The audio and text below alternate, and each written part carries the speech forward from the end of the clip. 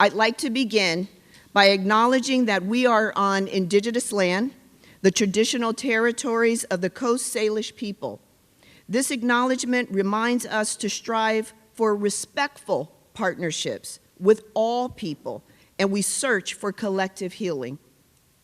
I am excited and honored to have Seattle Mayor Bruce Harrell here today to swear in our new director, Marshall. And it's okay to clap.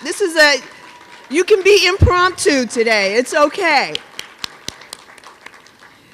And to recognize all of the hard work you all have put in throughout the years at Seattle Center. For Marshall to celebrate public service with you all, we wanted to make sure he was serving in his full capacity as the official director of Seattle Center. Now you can clap again.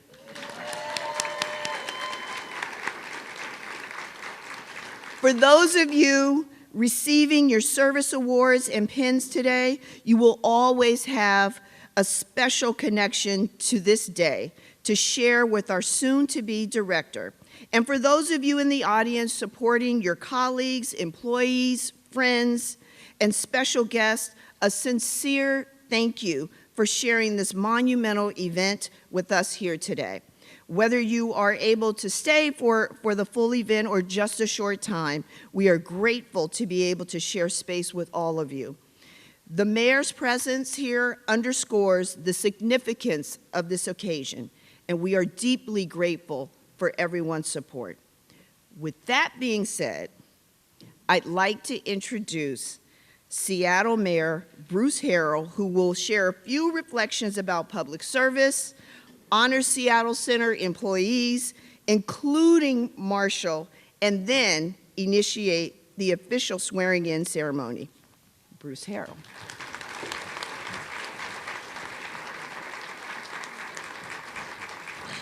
Thank you, Chelsea. Thank you for your warm applause. So you could spread a rumor that the mayor showed up at this phenomenal occasion high. I'm high.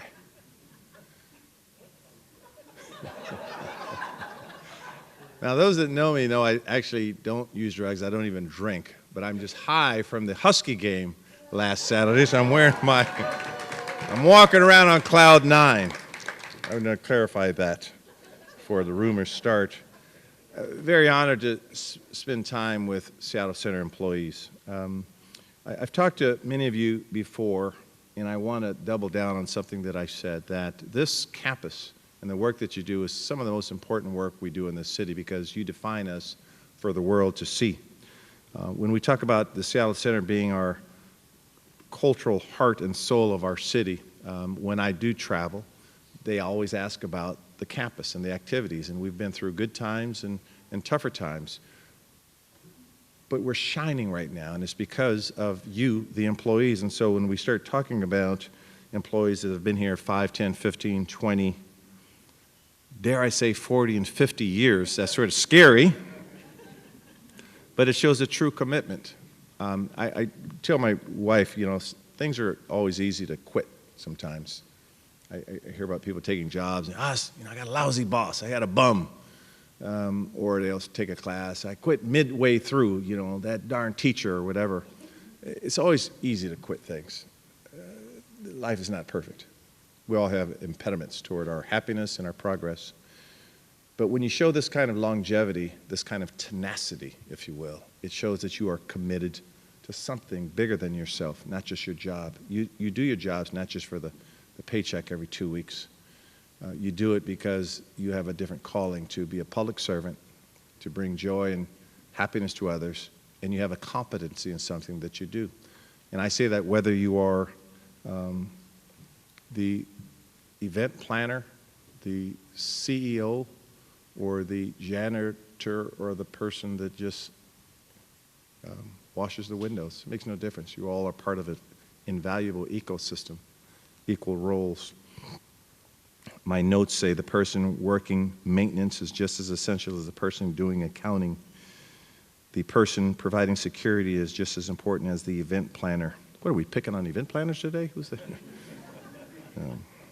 But the point really being that each component is so remarkably important to the whole. You are indeed ambassadors for our city and represent the values that we have to have moving forward in these very, very tough times. Now, having said that, it's absolutely my pleasure during the awards ceremony to talk about your leader.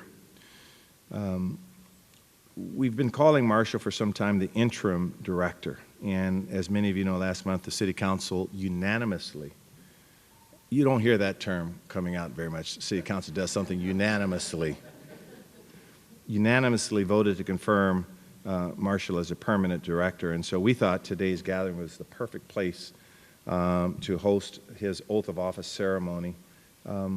I want to say a few words about Marshall, but not so much about Marshall, the human being, but sort of what he represents relative to the Seattle Center. Now, you know, I guess an event here at Seattle Center wouldn't be complete if we didn't introduce Robert Nellam's name at least once in the process, a dear friend since we've been in high school. But when I was elected, I talked to Robert about staying on for a while and making sure that I don't embarrass myself relative to the Seattle Center. And we've become friends even when I was on the council. On many occasions, I relied on his sage advice and his intelligence and his commitment to the campus. I said, hey, I got to find a superstar. I don't know what he or she will look like. I don't know where they reside. I don't know who this person's going to be. And I just knew Marshall sort of tangentially in some of the great work he was doing with the waterfront. And he was working as part of my cabinet, and I said, well, as my kids would say, he seems all right. I don't know him well, just because he presents to the council, but I'm not working closely with him.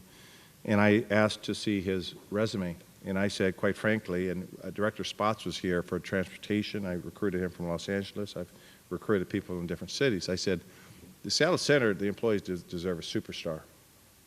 I looked at his resume and I said, damn, this is a darn good resume. Graduated from Middlebury College, magna cum laude. That's a small liberal arts school in Vermont. If you don't know where it is, my middle son went to a school in Williams, and so I looked at some of those small liberal arts schools. It's one of the top in the country. And to graduate, if you look at their acceptance rates and who gets in that darn school, quite frankly, you have to not only be smart, you have to be really hardworking. And so I looked at how he graduated in such good standing, and then I looked at he went to get a master's in city planning from Berkeley, which is one of the top schools in the country. But beyond the educational background, I looked at all of, not just the awards, but the work he had been doing in terms of civic involvement, building great cities, dealing with people that really make the things go around. And I still said, oh, he's all right. And then we had a few conversations in our office, and we had a process, and so I opened up the process for all, you know, remember when you're young, you played hide and seek, and say, ollie, ollie, what's that, ollie, ollie, come in free, what we used to say? Huh? Oxy free. Well, you know what I'm saying. Come on in. Everybody come in, whatever we should say. And so we had tough competition. But I will tell you with full conviction that Marshall's ability to lead with compassion, with listening skills, to lead silently and loudly when it's important, to be smart enough to do the hard research, to understand his own soft spots. I don't say weak spots, just soft spots, where he can improve in. That's huge in a leader. You know, leaders think that they have it all together. They're perfect. Heck no. Marshall's ability to be self-aware was phenomenal. And so it was no surprise to me when he was unanimously confirmed. I'm proud to work with Marshall. He's a great leader. And so when he screws up, and he will screw up, we all do. You know, you've heard me say before, I give myself permission to make about 3 mistakes a day. I've already made 2, so I got 1 more to go before the day's out. Then you hold that person up, and you give this person feedback, and you don't question his intentions or his ability because he has it strongly. So it's absolutely my pleasure to be in the same room with you and to see the greatness around you. I believe in the Seattle Center. I believe that for us to get the morale up in this city, to get people coming back, to people to thrive, for small businesses to thrive, for people to do the great things. When you brought back Bumper Shoot as an example, or the Bite of Seattle, and I'm going to close with this. We're going to bring up the city clerk and do this this confirmation, but I got to tell you a little funny story that you guys pushed the envelope a little bit on. I think it's called Afro Beats. Is that the event that you're having? Afro Beats? Afro what? Blast Fest, but it's the Afro Beats music, right? Blast Fest is, so they said, hey, we're gonna take a chance here and do Blast Fest. Never been done on this campus before. So I called my kids and said, what is Blast Fest? And they said, well, it's Afro Beats. What's Afro Beats? Okay, so they said, oh, it's just, it's just this combination of different cultures. It's really cool. I said, okay, I'm asked to open it up. And so I had like 3 or 4 events that day, and so I get here, and then there's a crowd here, there's a lot of folks here, and I look, and I have to be at least 40 years older than everyone at this place. Very diverse crowd, and I said, I've read a lot about politics, and they don't want to hear me speak. And so when I got out, I asked for some of my younger colleagues, I says, you guys got to do the speech. You have to do the speech. They're like, here's my notes, just do it. I said, I'm telling you, they're here to listen to music, to the Afro Beats. This is not a good thing. I had on this old corny suit. I said, I'm sticking out already. I said, it's not my vibe right here. I said, trust me on this. They said, just go and do it. And so these are 2 much younger folks, part of my team, and they said, okay, we'll do it. And so we're standing behind the podium out here, and I'm thinking, dodge that bullet. And then the announcer, who was actually, I think he worked at Microsoft. He was like the DJ. And he said, and we can't wait to hear from Bruce Harrell. And Bruce Harrell's going to say this. Bruce Harrell's like, man, didn't someone tell him I wasn't doing it? Because I told everyone I wasn't doing the darn thing. And so then I said, well, if I get up there, I said, I'm just going to hold the mic. You guys stand close to me. I said, I'm going to try to sound halfway cool when I do this. I'm going to channel in your coolness. And I said a few words, and it was an incredible event. I ended up staying for like 2 hours. And it was a phenomenal event, and I certainly will be there next year if you all decide to have it. But really the point of that story is you all are pushing the envelope on trying new things, and that's what's going to get us out of this funk, and that's why we have the right leader, because Marshall is willing to take those chances. Got to be really willing to take those chances. So I would like to welcome our city clerk, Sharon Dedman, to administer the oath of office with his ceremonial pin to be affixed by his wife, Shanti. And as we go through this, am I screwing up? I still got one more mistake to make, so is this the mistake? Oh, no, got thumbs up. Still got one more mistake in reserve here. So let me close by, come on, make your way up here, City Clerk. Let me close by saying this, particularly to the employees in your service wards. Thank you. Thank you. We're climbing out of this hole that the country, hey, is that my walking? That's some walking music. We're clawing our way out of this hole. Keep it going, because of the commitment that you're showing. And so congratulations on such a milestone. I do want to call out Stephen Tolliver. Stephen here? Is Stephen here? No? Man, he's got 50 years. I know him personally, so I was really hoping to get a hug from him. But when I see that kind of commitment, whether it's 5 or 50, we should all celebrate in each other's success. So let's give all of our city employees a great hand this here. And let's have the oath of office.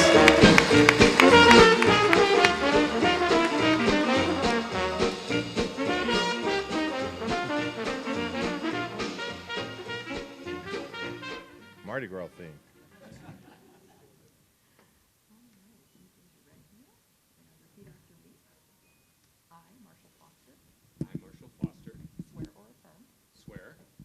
That I possess all of the qualifications.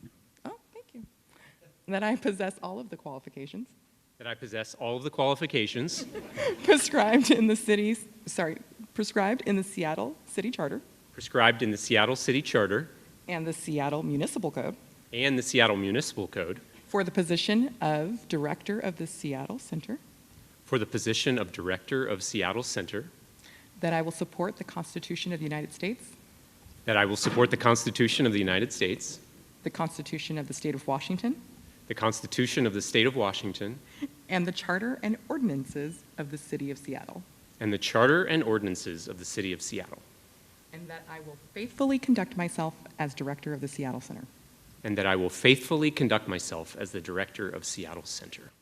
Congratulations. You may kiss the bride. That's right. The bride, not the clerk. We'd love to hear from Marshall.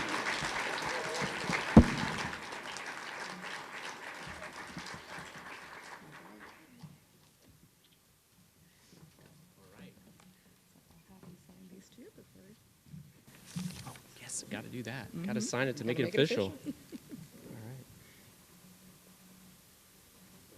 And this one is right. Okay. Thank you so much. I will hand this to Shanti for you. Awesome. Thank you very much. Wow. I can't even tell you all. Whoever played the Saints Come Marching In, you just warmed my mother's heart and my whole family. So that was a super nice touch. You know where I come from. And I still remember as I was getting to know all of you at one of the first staff meetings with Robert, and I was getting to know you, and he said, tell them about gumbo. Talk about cooking. Talk about where you're from. One of the things that I have, and I'll get into the official stuff here, but you all have been the most welcoming, open community. I have been blessed to work in a lot of incredible places in the city and in different places, and I have never felt welcomed and at home the way that you all have made me feel. And this is off the cuff, but I just got to say the sense of place and the sense of belonging that you help people feel here, whether you're staff or you are the public, is a gift to the city and to public service. So I just got to say that to get us started.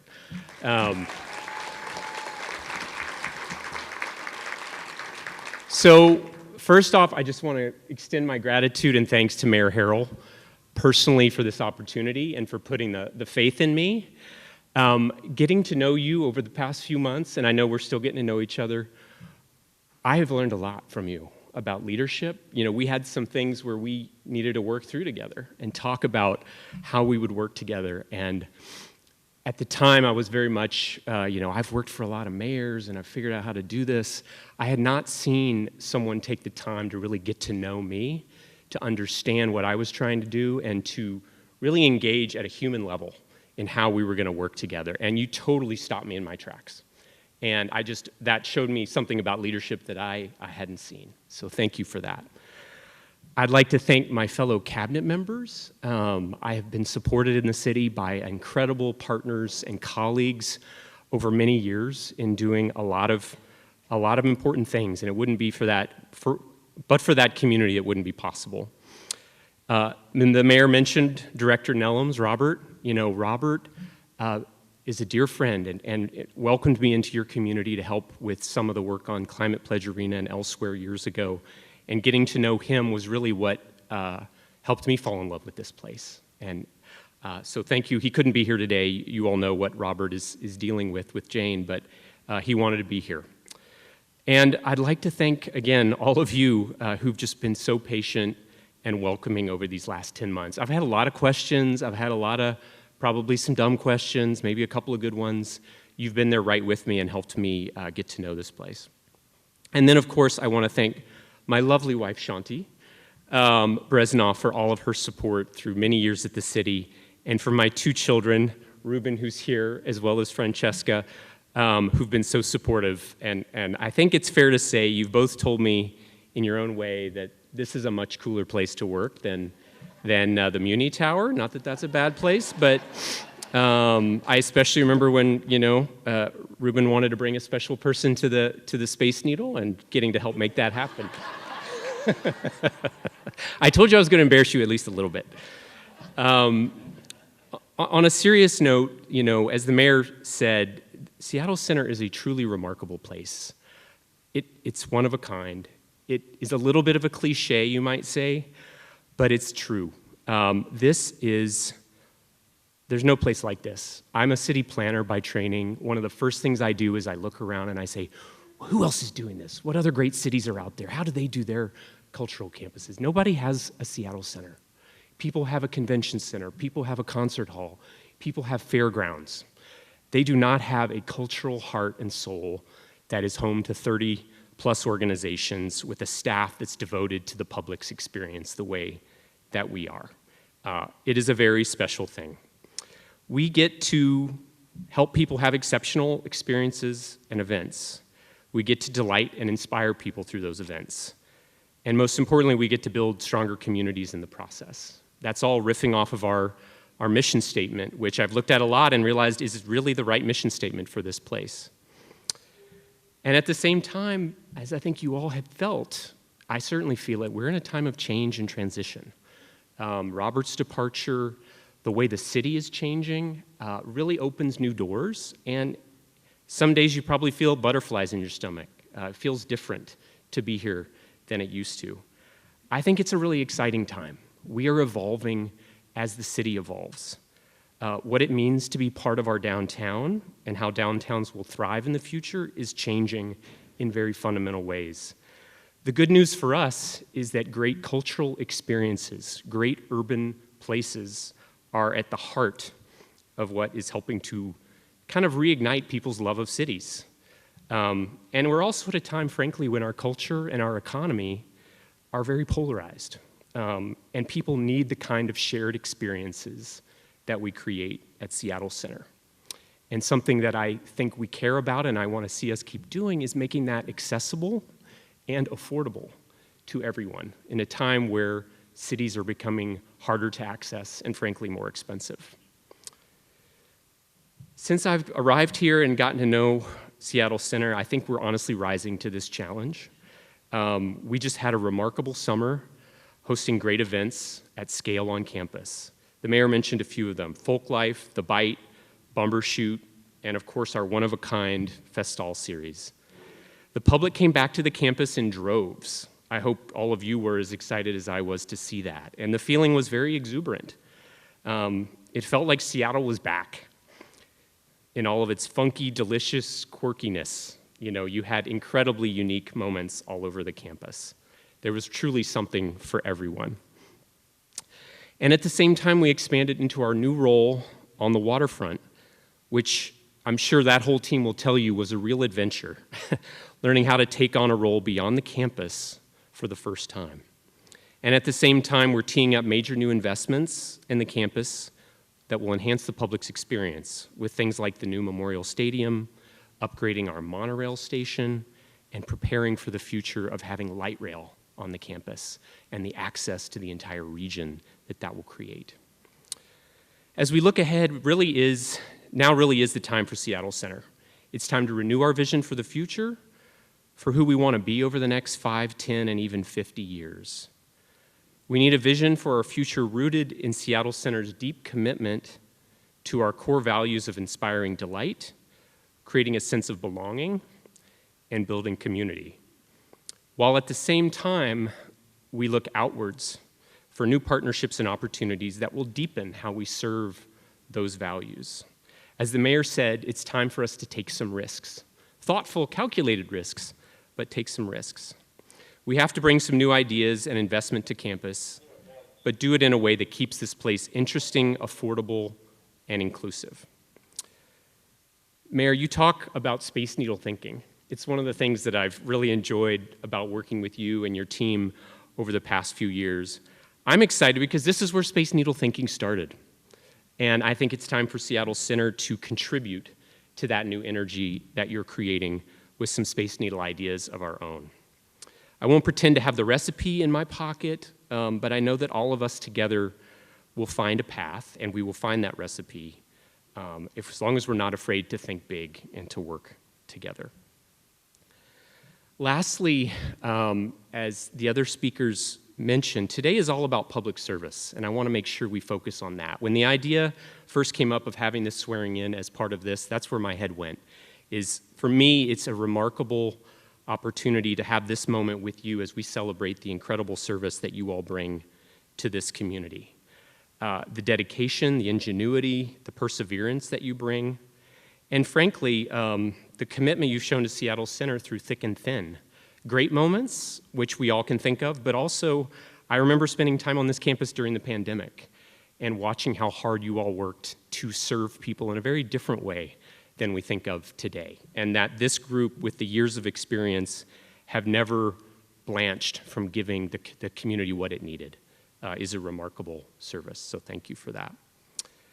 And lastly, I'll just say how grateful I am to continue to get to work alongside you in this role, to be able to lead and bring new opportunities, but frankly, as much as that, to learn from all of you in very hands-on ways as we do this work. And yes, to make a few mistakes along the way.